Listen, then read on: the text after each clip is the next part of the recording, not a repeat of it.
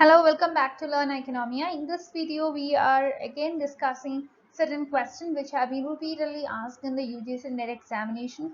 You are now very much closer to the exam, so it is very much important to be vigilant, alert, and I would like to request you again to take a note of the questions.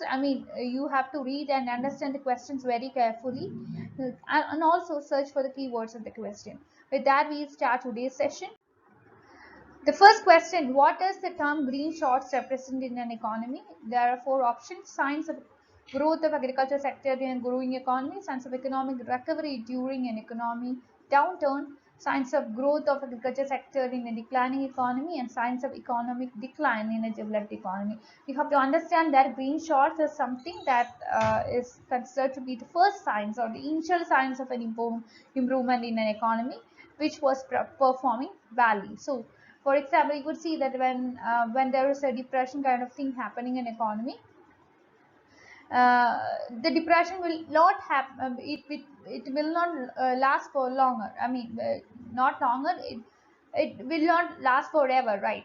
After some point of time, the economy would start reviving. So the initial signs of improvement, the initial signs of revival, it is known as the green shoots. The term was first used by Norman Lammer.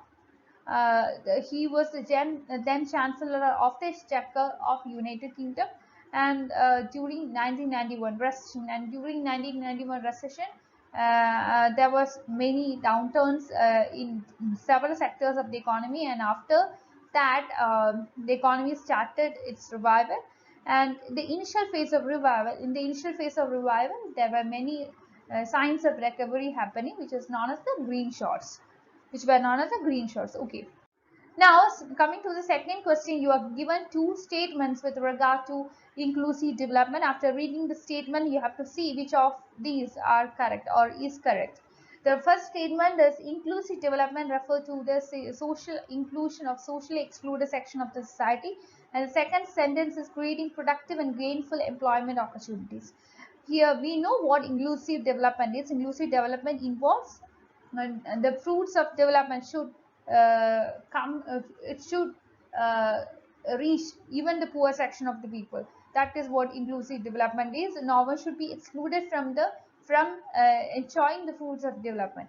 So here you are given option A as 1 only, option 2 is 2 only, and option C is both 1 and 2, and option D is neither 1 or 2. You have to now, having understood the meaning of inclusive development, which would help to create environmental equality, equality in opportunity in all dimensions, such as employment, consumption, production. So all these things would help to increase or improve the standard of living of people. So the right answer here is option C, both 1 and 2. With that, we move on to the third question, which here again you are given two statements. Now it is with respect to GDP of a country. The first question is real GDP is calculated by keeping inflation into consideration. Second question, nominal GDP is calculated on the basis of prices of goods and services produced in the current year. Here you have to see which of the given statements are or is true. Here options are 1 only, 2 only, both 1 and 2, and neither 1 and 2. You have to understand what GDP, it stands for gross domestic product. When it is real GDP, it is a real gross domestic product. The real GDP is a macroeconomic measure which helps to value the economic output, which adjusts for price changes. That means that it is something which adjusts for inflation, which is adjusted for inflation. And in the case of nominal GDP, it takes into consideration the market value of all the final goods and services produced in a geographical region. Here, having understood the meaning of real as well as nominal GDP, let's understand which of these statements are correct. Actually, both of these statements are correct. So the right answer is option C, both 1 and 2. Next question. Here also you are given two statements, and after reading the statements, you have to see which of these are correct or which of these statements is correct. First statement is higher growth in GDP and population can occur together.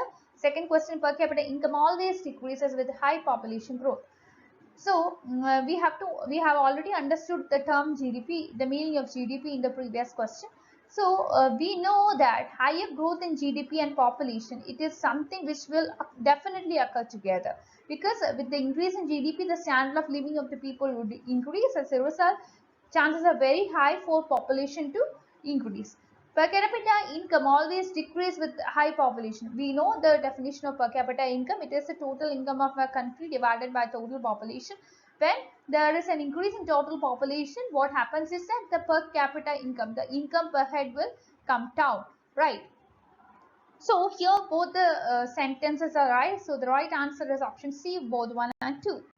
Next question is with respect to GDP deflator. GDP deflator, before going into the question, let me explain what the meaning of this term is. GDP deflator is actually an economic measure, or it is an economic metric which is used to take into consideration inflation. So this will convert the output measured at current prices into output which is considered at constant dollar GDP. So the GDP deflator will help us to understand the extent of change in the base year's GDP, and this would help to understand how much the base year's GDP relies upon change in the price level. So here GDP deflator, the options are: measure the relative reduction in GDP growth rate of a country, measure the inflation in a country, compare the GDP of a country vis-a-vis other countries of the world, estimate the purchasing power of a citizen of a country. So here the right answer is option B, measure the inflation in a country. Next, we know that inflation is a sustained increase in price level, right? So this question, the next question, the sixth question is with respect to urban incomes and all. The question is like this: in India, rural incomes are generally lower than urban incomes. Which are the following reasons account for this? You are given three options or three different reasons, and after reading the reasons, you will be able to understand the right answer. First sentence is: a large number of farmers are illiterate and know little about scientific agriculture. The second question: prices of primary products are lower than those of manufactured products. Third question: investment in agriculture has been lower when compared to investment in industry. We know that India is an economy which relies heavily on agriculture, and heavily on agriculture, where we could see that farmers are actually, even though there is green revolution and all happening in one part, farmers, they are very much illiterate, and they know little about scientific agriculture, scientific methods, scientific way of production, etc. And also the prices of primary products, these are considered to be very much lower than the price of manufactured product, and as a result we could see that the agriculturists, they could enjoy less profit compared to the profit enjoyed by the industrialists. So since this agriculture gives only little profit compared to what is given by the industrial sector, we could see that in the investment happening in the agriculture sector is also less compared to what is happening in the industrial sector. So all these would act as responsible factors for lower rural income. So here the right answer is option 1, 2 and 3. All the sentences given here are the correct explanation to the question given here. Rural incomes are really lower than urban incomes. With that, we move on to the next question. This is with respect to Human Development Index. You all might be familiar with the Human Development Index, and we know that it is a composite index which takes into consideration three different aspects. So the question is like: Human Development Index comprises of literacy rate, life expectancy at birth, and we know that there is one more indicator. We have to find which is that indicator. The options are GDP per head in US dollars, GDP per head at real purchasing power, GNP in US dollars, and national income per head in US dollars. The right answer is option B, GDP per head at real purchasing power. So GHDA or Human Development Index will take into consideration these three indicators, that is life expectancy, education index, and also the real purchasing power. So it is a composite index which takes into consideration all these three indices. Next question: national income is what? This is a very direct question. I have already told you to be very much familiar with the concept like NNB, GDP, GNB, depreciation, net factor income from abroad, etc. You can definitely expect a question from this side. So here the options are NNP at market price, NNP at factor cost, and net domestic product at market price, net domestic product at factor cost. The right answer is NNP. It stands for net national product here at factor cost, which is equivalent to the national income of the country. Next question, the activity rate of an economy depends upon so many factors such as school leaving age, popularity of higher education, social customs, retirement age. You have to see which of these four are something which will help in the activity rate, or which would determine the activity rate. The labor force participation is something which is also told as the activity rate. So this is something which is determined by several factors like the education of a person, social customs, retirement age, school living age, etc. So all the four aspects given here are the right things. So the right answer is option D, 1, 2, 3, and 4. Next question is a very direct question. This is with respect to dual economy. You have to see the dual economy is a mixture of what all things: traditional agriculture sector and modern industrial sector and manufacturing sectors, state ownership of means of production, industrial sector and trading goods obtained through imports, and none of these. We have learned many theories with respect to dual economy. We have learned Lewis theory, Freeland's model, etc. So in all these theories, we could see that there is the dual economy is something which is considered to be an important assumption. So here dual economy means a mix of both traditional agriculture sector and modern industrial sector. So the right answer is option A, traditional agriculture sector and modern industrial sector. Actually, the concept was originally taken or originally created by Boyle.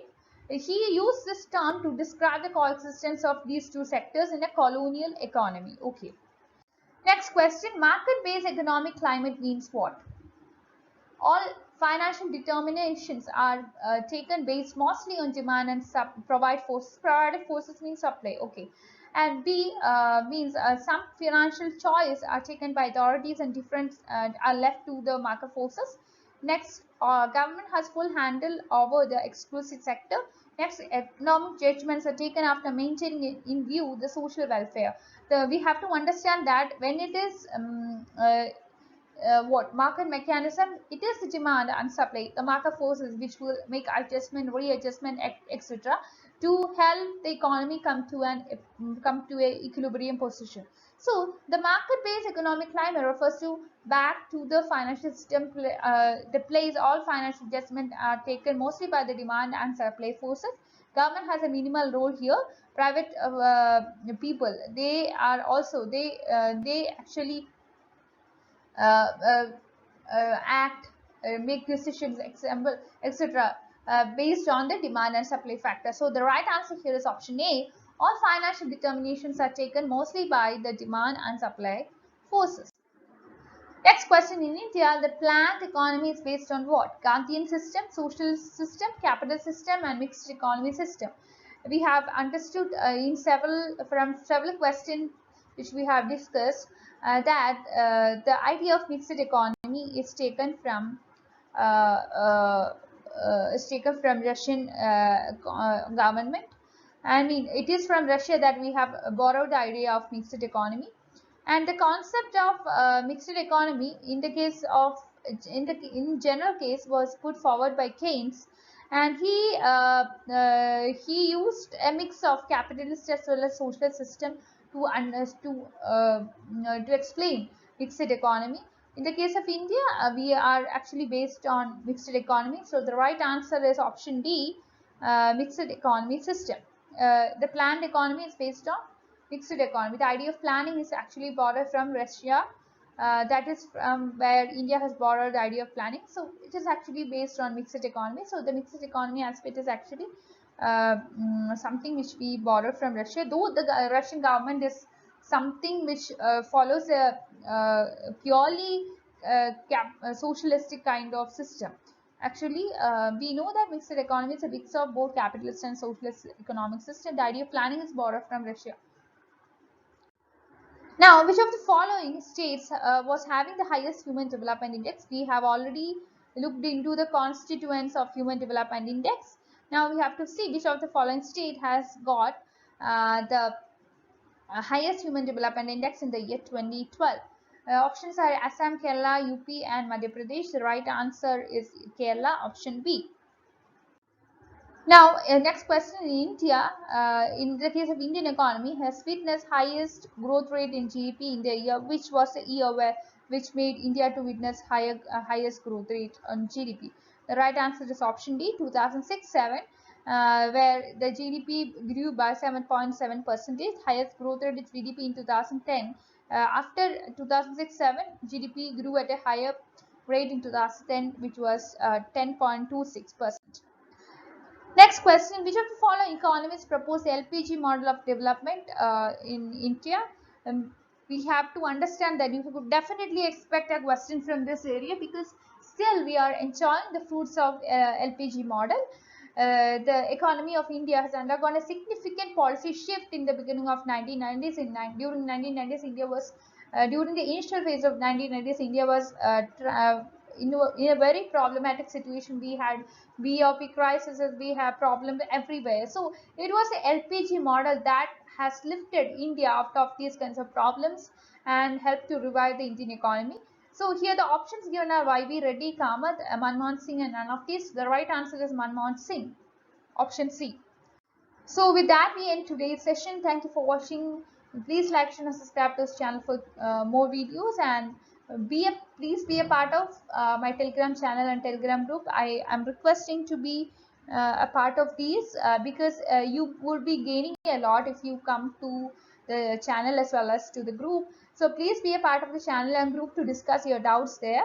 That's all. Thank you.